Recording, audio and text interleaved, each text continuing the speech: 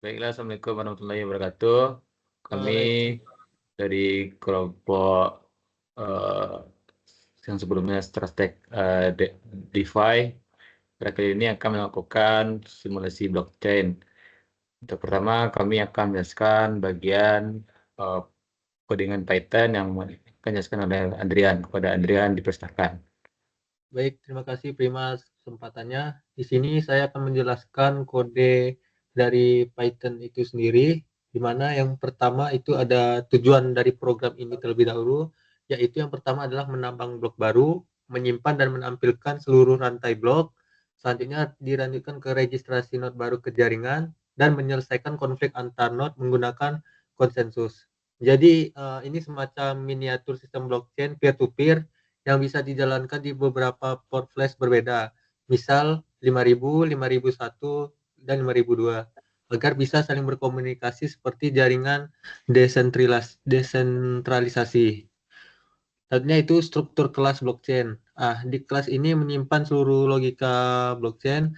Pertama itu ada di self current transaction, di mana itu daftar transaksi yang belum dimasukkan ke blok, dan chain itu merupakan seluruh blok yang sudah ada dalam rantai.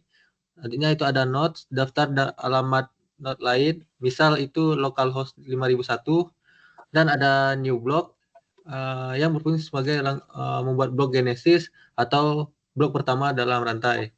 Selanjutnya itu new block, pada bagian ini ada blok sama dengan yang ada index, timestamp, transaction, dan nonce. Ini menghitung hash dari blok dan menambahkannya ke subchain. Intinya ini tiap kali ada blok baru yang ditambang, blok ini disimpan ke dalam rantai. Selanjutnya itu ada new transaction, yaitu menambahkan transaksi baru ke dalam daftar sementara. Transaksi ini akan dimasukkan ke blok berikutnya setelah penambangan. Di sini terdapat pada baris yang self current transaction, append.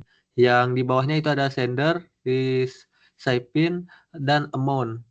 Contohnya itu ada hash, yaitu membuat hash unik untuk blok menggunakan algoritma SHA-256.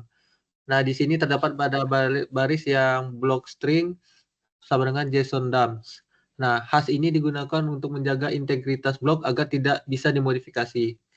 Selanjutnya itu ada proof of work dan valid nonce. Bagian ini adalah algoritma penambang di mana proof of work itu mencari nilai nonce yang menghasilkan hash diawali dengan 000, dan valid nonce berfungsi sebagai mengecek apakah blok sementara valid dan hash diawali dengan 00. Jadi mirip seperti proses mining Bitcoin tapi versi sederhana. Harusnya itu ada register node, yaitu menambahkan alamat node lain ke jaringan. Terdapat pada baris yang bertuliskan self node add. Jadi setiap node bisa saling terkoneksi seperti sistem blockchain sungguhan yang terdesentralisasi. Halnya ada resolve konflik. Nah, ini bagian algoritma konsensus. Jika ada node lain yang punya rantai lebih panjang, maka rantai yang lebih panjang akan digunakan. Prinsipnya adalah rantai terpanjang dianggap yang paling valid. Selanjutnya lanjut ke bagian Flash atau API. Flash digunakan untuk membuat REST API agar blockchain bisa diakses lewat jaringan. Selanjutnya itu ke Gate, di mana ini melakukan pengembangan blok baru. Yang pertama, mengambil blok terakhir, selanjutnya menjalankan proof of work untuk mencari non valid, selanjutnya itu tambahkan transaksi hadiah untuk miner, selanjutnya yang terakhir itu simpan blok baru ke rantai. Outputnya adalah JSON berisi detail blok yang baru ditambang. Selanjutnya itu bagian blockchain gate, yaitu menampilkan seluruh isi rantai blockchain, panjangnya, dan daftar node. Lanjut itu ada yang post, yaitu pada bagian register, yaitu menambahkan node baru ke jaringan. Contoh request body-nya itu ada di nodes localhost 5001, localhost 5002. Artinya itu di resolve menggunakan fungsi get, yaitu menjalankan proses konsensus untuk memastikan rantai lokal sama dengan node lain.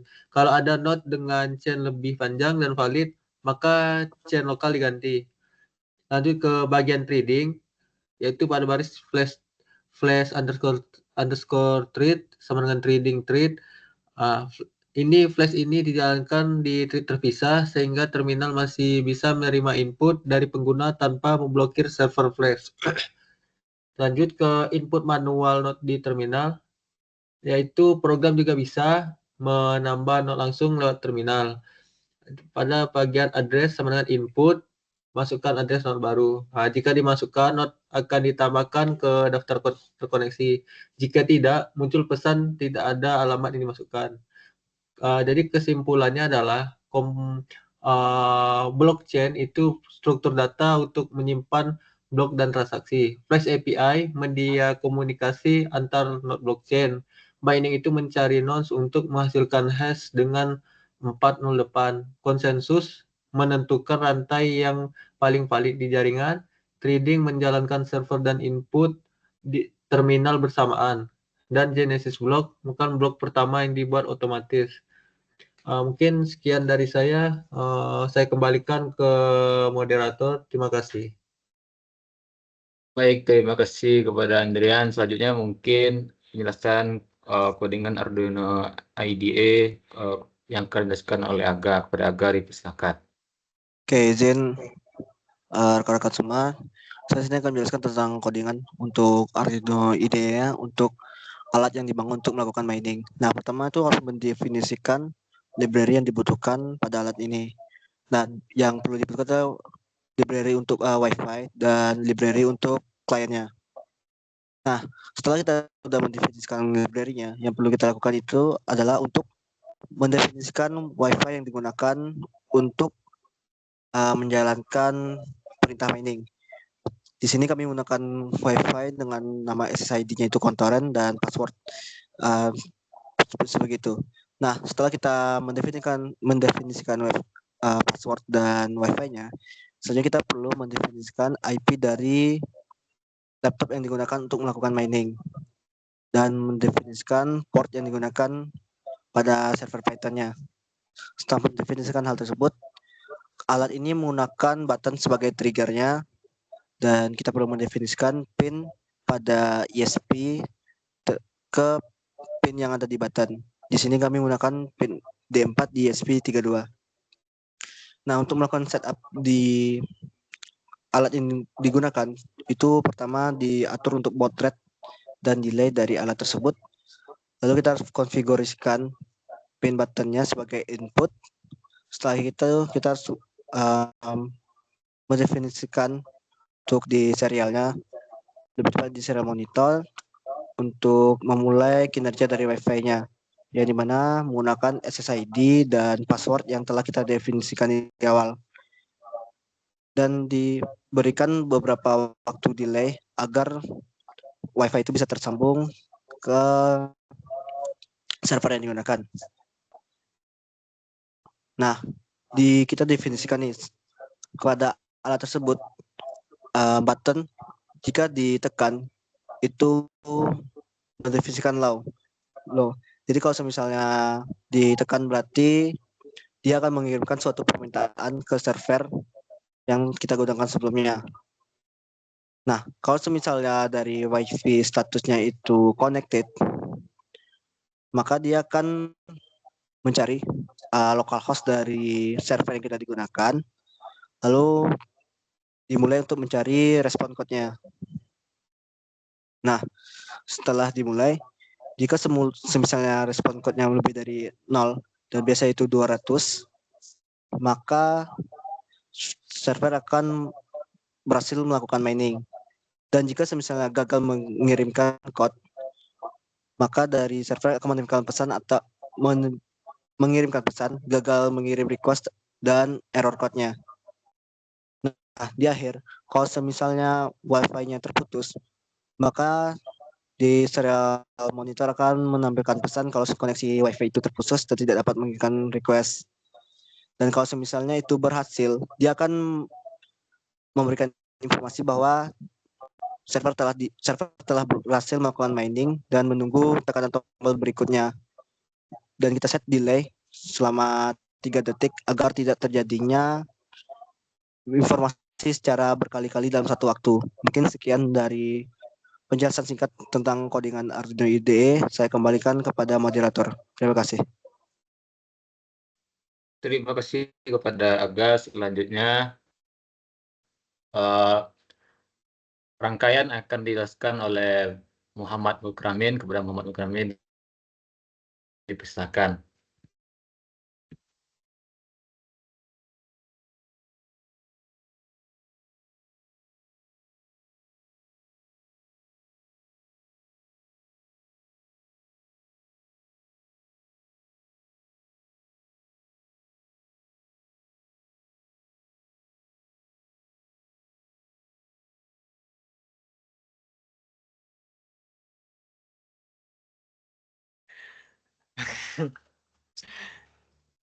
Ah, nah, baik, terima kasih kepada Prima.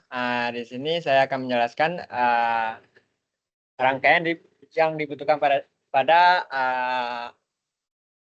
uji coba ini. Yang dimana di sini membutuhkan yang pertama yaitu breadboard, yang kedua yaitu SP32, selanjutnya button dan kabel jumper. Di mana untuk proses kerjanya yaitu di mana D4 pada ESP dihubungkan pada pin positif pada button, dan ground pada ESP akan dihubungkan pada pin negatif pada button. Baik, terima kasih. Baik, terima kasih kepada Mukramin. Selanjutnya yaitu proses pembukaan blockchain biasa tanpa trigger yang akan dijelaskan oleh Kalamullah. Kepada Kalamullah dipersilakan. Oke, baik. Kali ini saya akan menjelaskan tentang pembukaan blockchain yang akan dibuka nantinya di Google Chrome. Nah, pertama itu kita membuka terminal dulu. Oke, pada terminal kita ketikkan blockchain.py 5000. Nah, kemudian kita jalankan.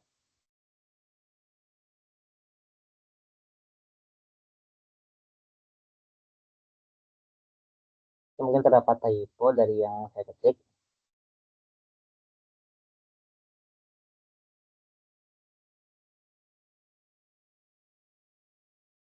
Kita jalankan sekarang lah. Di terminal tersebut terdapat sebuah alamat HTTP yang nantinya bisa kita copy dan kita buka di tab Chrome. Nah, setelah kita copy alamat HTTP-nya, kita bisa enter. Nah, di sana terlihat localhost dari blockchain tersebut. Oke, kita bisa membuka tab baru dan kemudian kita buka dari localhost yang 5000 blockchain-nya untuk melihat sebuah blockchain-nya. Nah, di sini terdapat fungsi hash. Nah,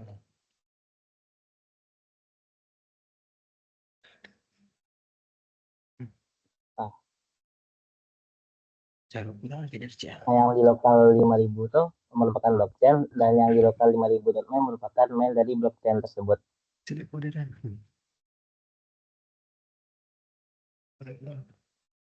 Baik, terima kasih kepada Kalamullah. Selanjutnya, mining dengan trigger yang akan dijelaskan oleh Dafa. Kepada Dafa dipersilakan. Oke, sebelumnya terima kasih kepada Prima. Di sini saya akan menjelaskan proses mining dengan cara men-trigger. Nah, itu pertama melakukan mining dengan cara melakukan trigger yang akan terjadi pada port 5000. Nah, ini dapat dilakukan dengan cara menekan tombol button yang telah terhubung dengan D4 pada ESP32. Nah, setelah kita melakukan penekanan pada tombol button pada ESP, nah jadi ESP itu akan mendeteksi perubahan status pin yang telah dimulai. Nah, jadi di sini akan melakukan proses mining berupa menghitung nilai hash atau mengirimkan data ke server dan juga dapat menjalankan pada program yang telah dilakukan sebelumnya. Mungkin sekian penjelasan dari proses mining dengan cara men-trigger, dikembalikan kepada moderator. Baik, terima kasih kepada Dafa. Mungkin selanjutnya tambahan sedikit. Tadi dari proses mining trigger akan menampakkan jumlah blockchain di port 5000 itu ketika menekan trigger sendiri. Selanjutnya itu pertukaran localhost 5.000 ke 5.001. Jadi pada bagian ini kita pada terminal bisa membuka terminal baru untuk membuka port 5.001 dengan menjalankan Python blockchain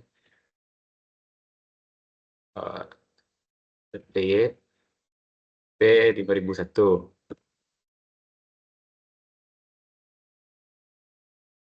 Kita buka ini di Chrome host 5001 blockchain. Maka akan terdapat blockchain baru.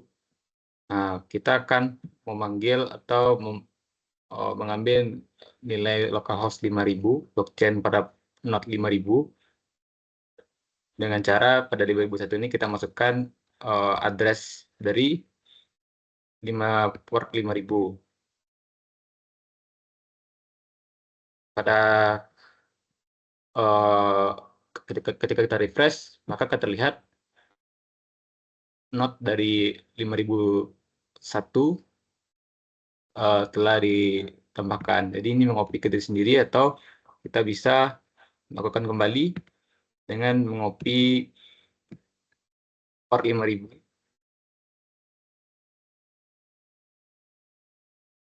Maka port 5.000 juga ditambahkan ke node 5.001.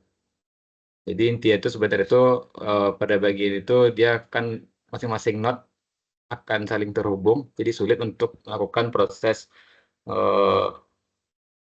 peretasan, walaupun sebenarnya bisa, teman itu akan melakukan effort yang lebih tinggi. Jadi kita harus meretas satu-satu. Baiklah, mungkin itu saja penjelasan dari kelompok kami. Kami akhiri. Assalamualaikum warahmatullahi wabarakatuh.